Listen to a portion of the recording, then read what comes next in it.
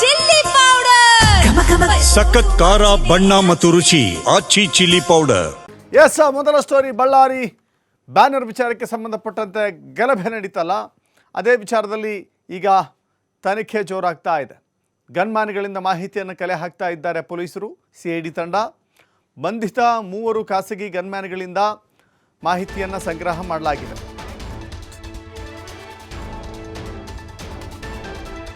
ಬಂಧಿತ 3 ಗನ್ಮ್ಯಾನ್ಗಳು ಪಂಜಾಬಿನವರಾಗಿದ್ದಾರೆ. ಅವರಿಂದ ಮಾಹಿತಿಯನ್ನು ಪಡೆದುಕೊಳ್ಳಲಾಗ್ತಾ ಇದೆ. ಹೇಳಿಕೆಯನ್ನು ದಾಖಲಿಸಿಕೊಳ್ತಾ ಇದ್ದಾರೆ ಅಧಿಕಾರಿಗಳು.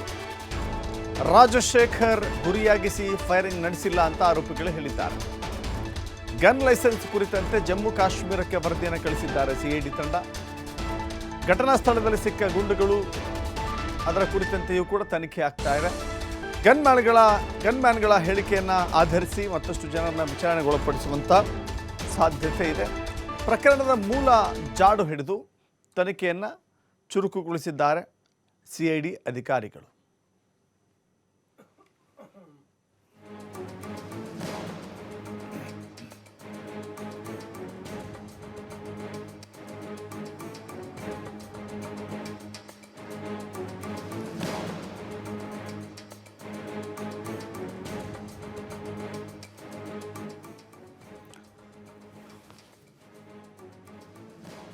ಬಳ್ಳಾರಿಯಲ್ಲಿ ನಡೆದಿರುವಂಥ ಶೂಟೌಟ್ ಏನಿದೆ ಅದು ಖಾಸಗಿ ಗನ್ಮ್ಯಾನ್ಗಳೇ ಮಾಡಿದ್ದಾರೆ ಅನ್ನೋದು ರುಜುವಾತಾಗಿದೆ. ಅದನ್ನು ಪೊಲೀಸರು ಕೂಡ ಖಚಿತಪಡಿಸಿದ್ದಾರೆ. ಪೊಲೀಸರ ಗನ್ಗಳಿಂದ ಹರಿದ ಬುಲೆಟ್ನಿಂದ ಆತ ಸತ್ತಿಲ್ಲ ಅನ್ನೋದು ಇಲ್ಲಿ ಪಕ್ಕಾ ಆಗಿದೆ. ಅದರ ಜೊತೆಗೆ ಈ ಖಾಸಗಿ ಗನ್ಮ್ಯಾನ್ಗಳಿಗೆ ಆದೇಶ ಕೊಟ್ಟವರು ಯಾರು? ಗಲಭೆ ಆಗುತ್ತೆ, ಗಲಾಟೆ ಆಗುತ್ತೆ ಅಂತ ಹೇಳಿದ ತಕ್ಷಣ, ಲೈಸೆನ್ಸ್ ಇದೆ, ಗನ್ ಇದೆ ಅಂತ ಇದ್ದ ತಕ್ಷಣ ಅದನ್ನು ಫೈರಿಂಗ್ ಮಾಡಲಿಕ್ಕೆ ಯಾರು ಅವಕಾಶವನ್ನು ಕೊಟ್ಟಿದ್ದರು? ನೋಡಿ, ಗನ್ಮ್ಯಾನ್ಗಳನ್ನು ಇಟ್ಟುಕೊಳ್ಳೋದು ಯಾಕೆ? ಆತ್ಮರಕ್ಷಣೆಗಾಗಿ. ಒಬ್ಬ ವ್ಯಕ್ತಿ ಗನ್ಮ್ಯಾನನ್ನು ಪಡೆದುಕೊಳ್ಳೋದು ಯಾಕೆ? ಆತ್ಮರಕ್ಷಣೆಗಾಗಿ. ಹಾಗಂತ ಸುಮ್ಮನೆ ನಾನು ಫೈರ್ ಮಾಡಿಬಿಡ್ತೀನಿ, ಇನ್ನೊಬ್ಬನ ಕೊಲೆ ಮಾಡಿಬಿಡ್ತೀನಿ ಅಂತ ಹೇಳಿದ್ರೆ ಆಗೋದಿಲ್ಲ. ಮತ್ತಷ್ಟು ಮಾಹಿತಿ ನಮ್ಮ ಪ್ರತಿನಿಧಿ ಸಿದ್ದು ನೀಡ್ತಾರೆ. ಸಿದ್ದು, ಗಮನಿಸ್ತಾ ಇದ್ದೀವಿ, ಈ 3 ವಶಕ್ಕೆ ತೆಗೆದುಕೊಳ್ಳಲಾಗಿದೆ. 3 ವಶಕ್ಕೆ ತೆಗೆದುಕೊಂಡು ವಿಚಾರಣೆಯನ್ನು ಮಾಡಲಾಗ್ತಾ ಇದೆ.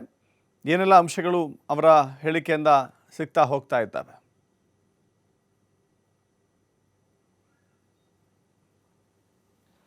ಖಂಡಿತವಾಗ್ಲೂ ದರ್ಶತ್, ಒಂದು ಬ್ಯಾನರ್ ಹಾಕೋ ವಿಚಾರಕ್ಕೆ ನಡೆದಂಥ ಗಲಭೆ ಆಯಿತು. ಅದಾದಮೇಲೆ ಒಬ್ಬ ಕಾಂಗ್ರೆಸ್ ಕಾರ್ಯಕರ್ತನ ಹತ್ಯೆ ಕೂಡ ಆಗುತ್ತೆ. ಹತ್ಯೆ ಆದಂಥ ಸಂದರ್ಭದಲ್ಲಿ ಖಾಸಗಿ ಗನ್ಮ್ಯಾನ್ಗಳು ಸಹ ಅಲ್ಲಿದ್ದರು.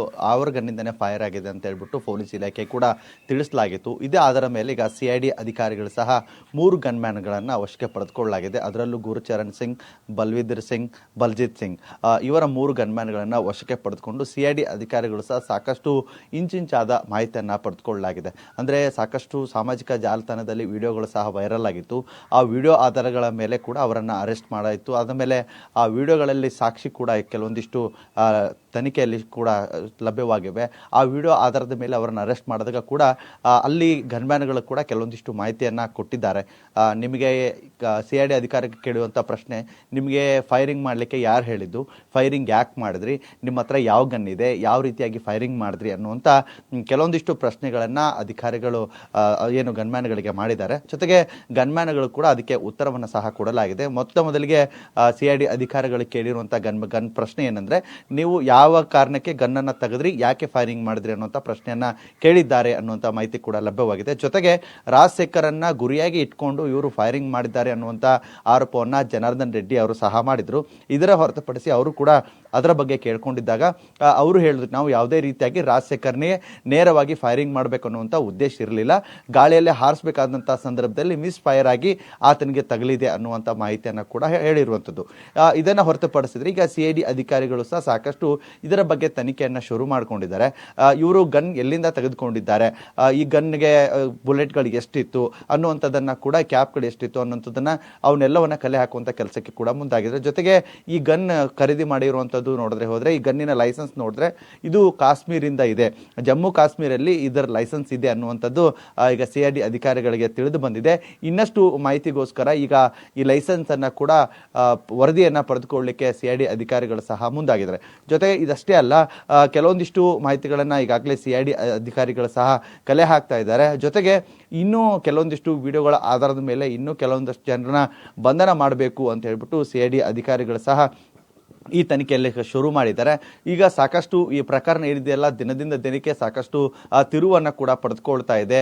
CID ಅಧಿಕಾರಿಗಳಿಗೆ ಸಾಕಷ್ಟು ಸರ್ಕಾರದಿಂದ ಒತ್ತಡ ಕೂಡ ಅಷ್ಟೇ ಇದೆ. ಅಂದರೆ ಒಂದು ಕಡೆ BJP ಕೂಡ ನಿನ್ನೆ ನಡೆದಂಥ ಸಮಾವೇಶದಲ್ಲಿ ಬೃಹತ್ ಆದಂಥ ಒಂದು ಒತ್ತಡವನ್ನು ಕೂಡ ಹಾಕ್ತಾ ಇದ್ರು. ನಮಗೆ ಸರ್ಕಾರ ಕೊಟ್ಟಿರುವಂಥ CID ಅಧಿಕಾರಿಗಳ ಮೇಲೆ ನಮಗೆ ಇದಿಲ್ಲ, ಹೀಗಾಗಿ ನಮಗೆ CBI ಕೊಡಬೇಕು ಅನ್ನುವಂಥದ್ದು ಕೂಡ ಇದೆ. ಹೀಗಾಗಿ ಈಗಿರುವಂಥ ಕಾಂಗ್ರೆಸ್ ಸರ್ಕಾರ ಏನಿದೆ CID ಅಧಿಕಾರಿಗಳಿಗೆ ಕೊಟ್ಟಿರೋದ್ರಿಂದಾಗಿ CID ಅಧಿಕಾರಿಗಳಿಗೆ ಕೂಡ ಸಾಕಷ್ಟು ಒತ್ತಡ ಇದೆ. ಇಂಚಿಂಚಾದ ಮಾಹಿತಿಯನ್ನ ಕೂಡ ಸರ್ಕಾರ ಪಡೆದುಕೊಳ್ತಾ ಇದೆ. ಹೀಗಾಗಿ CID ಅಧಿಕಾರಿಗಳು ದಿನದಿಂದ ದಿನಕ್ಕೆ ಸಾಕಷ್ಟು ಚುರುಕಾಗಿ ಶೋಧ ಕಾರ್ಯವನ್ನ ಮಾಡ್ತಾ ಇದ್ದಾರೆ. ಜೊತೆಗೆ ಮಾಹಿತಿಯನ್ನ ಕೂಡ ಪಡೆದುಕೊಳ್ಳಲಾಗ್ತಾ ಇದೆ.